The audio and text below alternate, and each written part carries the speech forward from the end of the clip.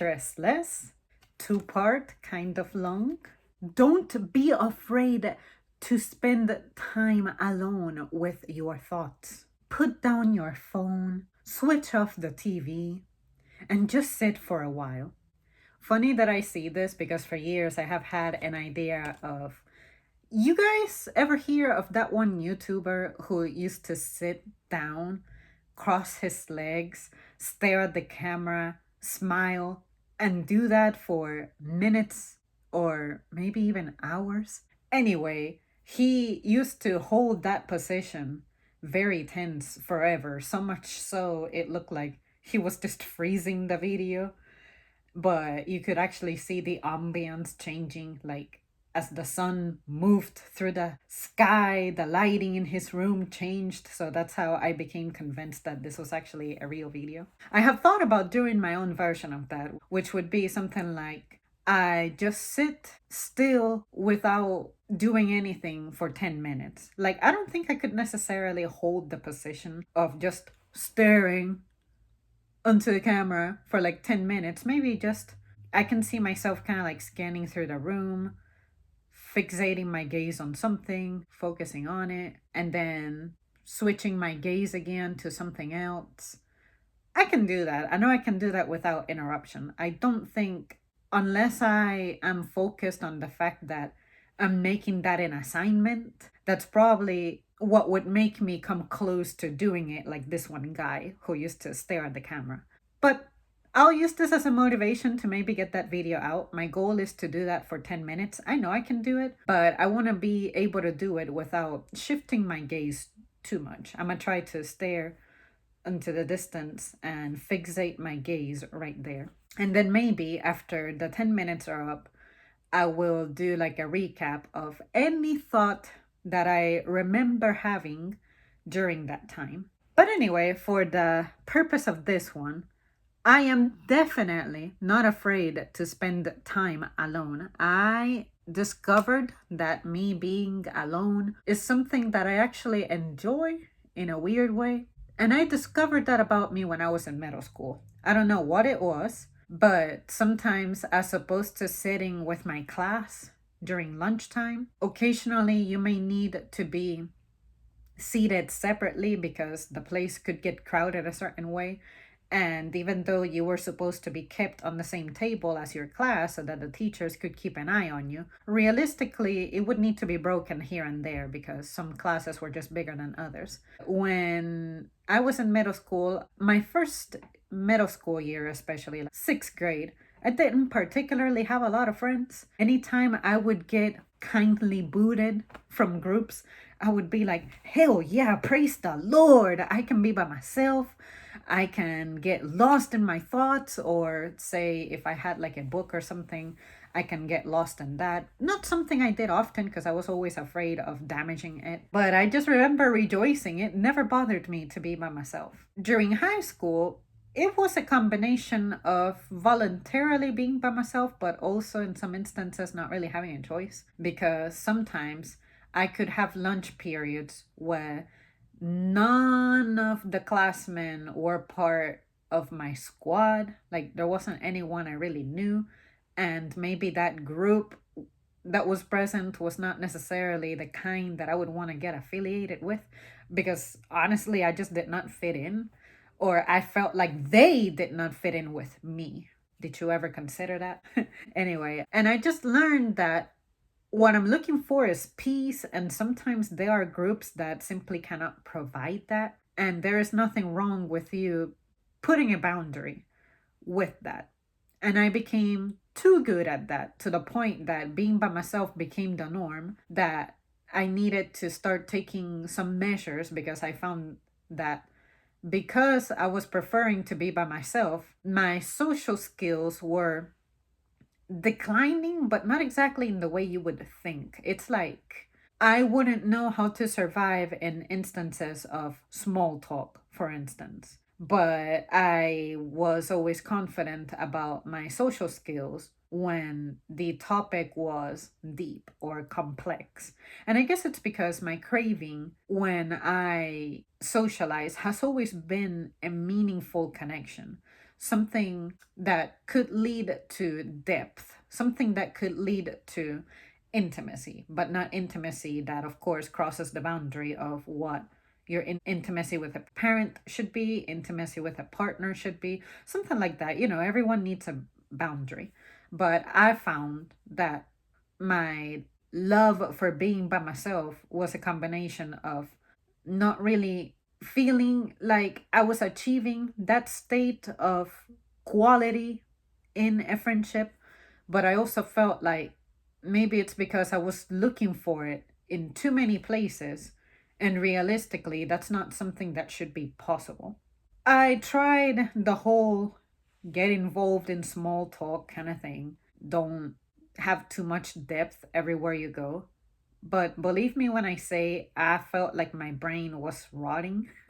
I would rather be quiet than interact like that, because I realize that I don't know if this is by default, every human is like this, and some people are more aware of it than others. But for me, socializing can be as draining as exercising, as doing homework that's difficult, as researching, as doing mentally laborious tasks. And the reason I say it like that maybe some people just aren't aware, is because some of those people who are extroverts, sometimes they turn around and be like, I'm just freaking exhausted. I really wish that I could mute some people. Like, well, when you entertain everybody, everybody is going to get the impression that you love this, that you're into this. Stop entertaining it then. Maybe you're an introvert and you're acting extra, but it's costing you because you're not meant to be extra. You're meant to be intro. So maybe consider spending time with yourself.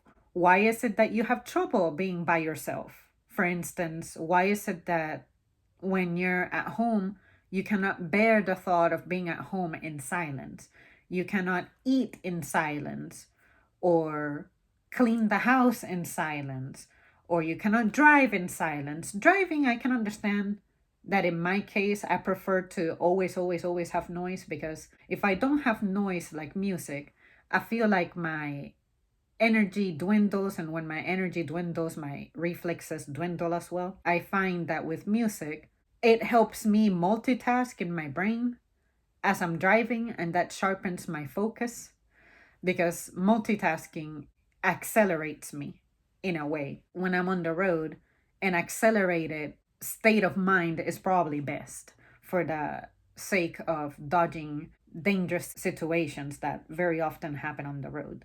I don't have any problem with sitting in a corner and just looking down at my food and eating it without listening to a video or without reading anything. And there are some people who I know that when they are eating or exercising on the treadmill, they cannot be without headphones, or they cannot be without reading, they cannot be without scrolling. Sometimes I look at that as they're escaping from something. They cannot be in silence because maybe being by themselves is overwhelming for them.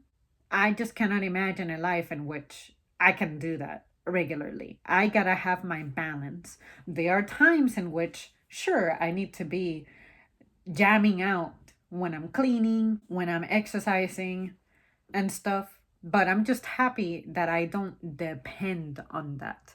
I can go prolonged periods of time in my day without looking at my phone at all. I can go for hours without looking at it. And then I can have my moments in which I have an idea, or I get excited about something, I get engaged, and I may take a while being invested doing stuff on my phone. That's perfectly fine. But I think that individuals who struggle to have very often instances like this of peace and quiet are questionable. Just a little bit, because I feel like you need to be able to be okay with it, and you need to be able to be okay without it. It's no different from what I was saying the other day about people and their shopping habits. Be okay if your item is there, be okay if it isn't there. And sometimes when it comes to being alone with my thoughts, I look at it as a hobby. Sometimes I have some thoughts that within my own mind I go into a rabbit hole that eventually I'm like, next time I'm online, if I remember, I will look up about this, and then by extension, I'll discover something and I'll look up something else and look up something else and look up something else. And next thing you know, you have spent like 2 hours researching a topic that doesn't really add to your life. But I find that interesting nonetheless. And maybe in the future, because I read so much about a specific subject, I'll be able to make a connection with it. And that's exciting. It makes me feel like I'm still in school because as an adult, I think about how if I were just a little bit different, I don't think that my mind would be as awake, as lit as it is now. I feel like without the controlled learning setting of a school, my growth intellectually would have been stunted. Whereas currently, as an adult, based off my circumstances, I'm pretty confident about the information I know, about the knowledge I possess. I feel like it's appropriate based on my age, based on the stage of my life I'm at. I get excited when I get to build up on that. And that's why I have always been very selective about how I use my social energy. I want my social energy to be invested in a way that's going to help me grow. But if it's going to bring me down, such as someone crying about how their favorite item is not on the shelf, to me, that's not cool. That's why I can't entertain it. Nothing about that will change. But there are the very fortifying conversations that happen in my day that I'm like, this is what I'm about. This is what excites me. This is the kind of conversation that I wish I could have 5 hours with this person and that this person could have 5 hours with me to carry on with this conversation. And the reason I say 5 hours specifically is because I have spent that long talking to one individual, a very focused topic, and it was amazing. And I'm grateful that is a connection that I have in my life. And for instance, at home, anytime my boyfriend walks into the room and I'm looking at my phone or watching TV, I'll turn it off. Unless it's a show that we are mutually into and we have scheduled to look at together, as soon as that man is in the house, I don't want to hear any other sound. I want it to be quiet so that I can focus on him and he can focus on me. Even if we're not saying anything to each other, at least the noise is down. But we will have our moments in which he'll be in his space, I'll be in my space. He'll be listening to whatever he wants to listen to, and I'll be doing whatever I'm supposed to be doing or want to be doing.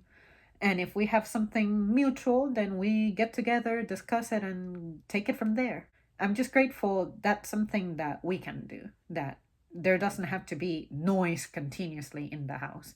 That would freak me out a little bit because I'm not used to that. Mom was never like that.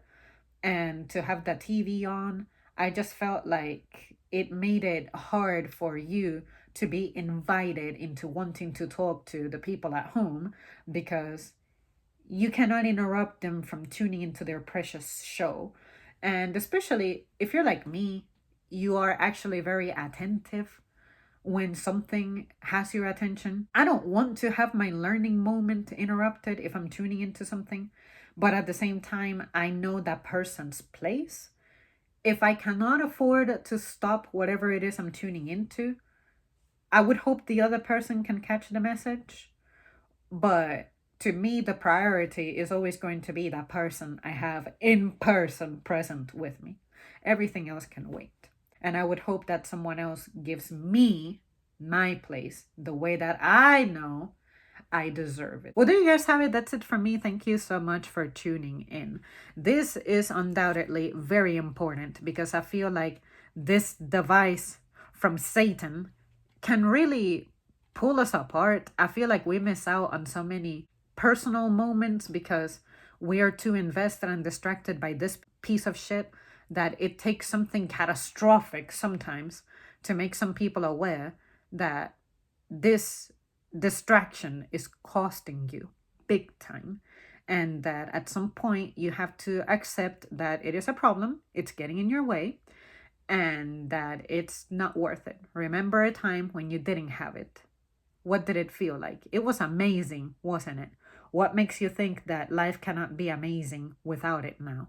Find your roots. Become reacquainted with yourself. Reconnect with yourself. Okay, that's it. Bye.